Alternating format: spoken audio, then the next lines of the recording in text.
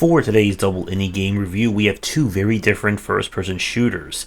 First, we're fighting the demons of hell with Dread Templar, and then we're fighting the demons of communism with HROT.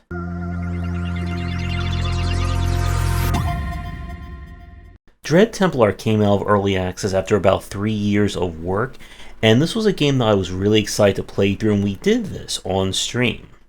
Our story is after a family member is murdered by demons, we are given the powers of the Dread Templar in order to avenge him, and to do that, we are going to explore space and time, murdering all the demons that we meet. Now, the gameplay itself feels like a very interesting mix of the boomershooter, Doom, Quake, Dusk style, with some more modern elements of customization that come along with it. Throughout the game, you'll be armed with three main skills. You have a dash that can be used for crossing major gaps as well as dodging attacks. You have your twin swords, which can be combined to a spear that does massive damage and pierces enemies.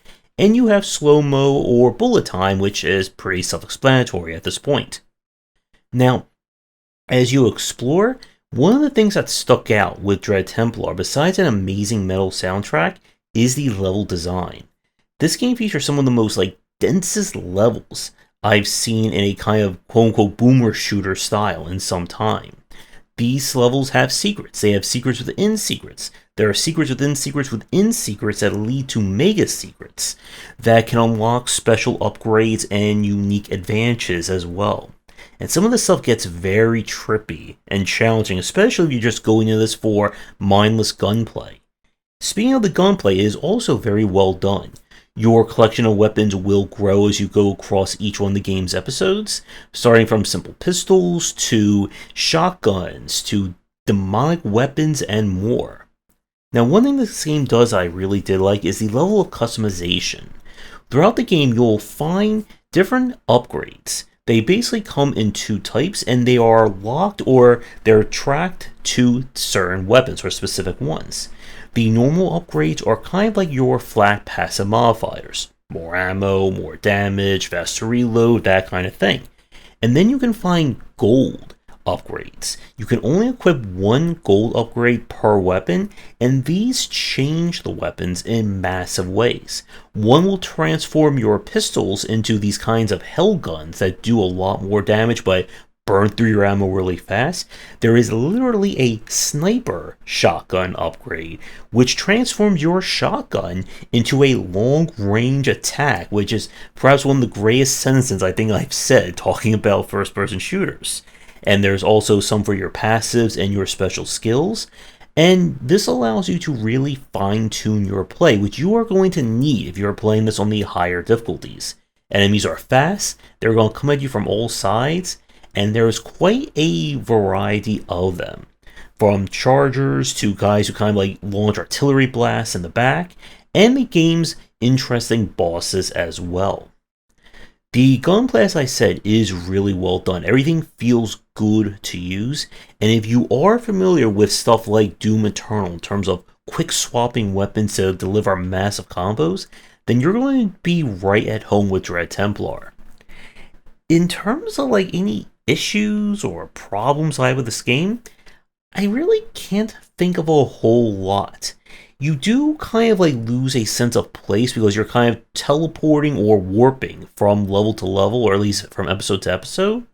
But again, this is a game that it feels really great to play, and if you are a fan of boomer shooters, or anything in between like that, I highly recommend you check out Dread Templar if you haven't done so already. And with that said, we're going to move away from demons and now get to fighting some evil communism with HROT. Before we do that, if you're interested in my thoughts on game design, then be sure to check out my game design books. For entry-level students, we have 20 essential games to study, and then the Game Design Deep Dive series that takes an extensive look at different genres, with more coming soon. And now for something I guess a little bit more down-to-earth with HROT. This is another indie boomer shooter that came out of early access in 2023. We are in the late 80s in Czechoslovakia, where something strange has happened. People are turning into zombies, inanimate objects are trying to kill us, and we are going to have to explore the countryside trying to figure out what has happened. So this game is inspired by the likes of Quake, and you can definitely tell when you fight some of these enemies in terms of their really good aiming and bouncing grenades off of walls and such. So for this one, kind of our main draw here is the level and environmental design.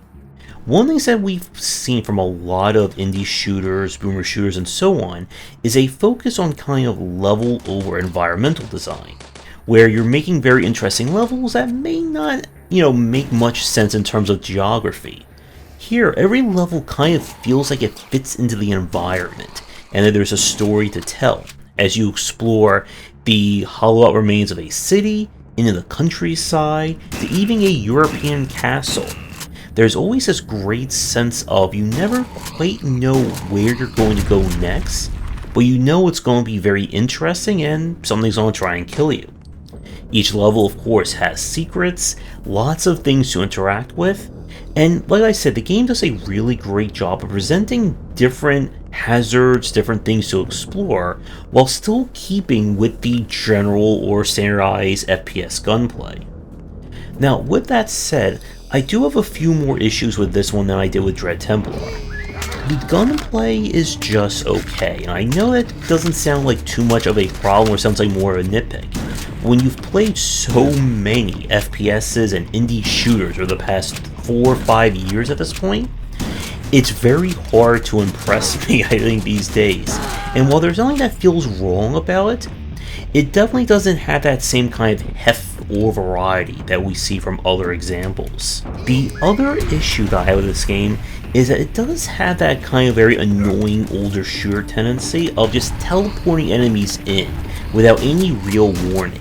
You're going to run into several arena fights, or I should say multiple arena fights, where you'll kill the enemies and then poof, all the enemies or new enemies will just spawn around you, and you'll get hit by something before you can even process, okay, where are they all coming from? The boss fights are interesting. I don't want to show too many in this video because they will certainly surprise you in terms of what you're going to be fighting. Now, it can be very easy to run out of ammo in this game, especially if you're playing this on the highest difficulty, but the levels generally do a good job of giving you plenty of ammo, and I do like how your grenades are kind of tied to right click.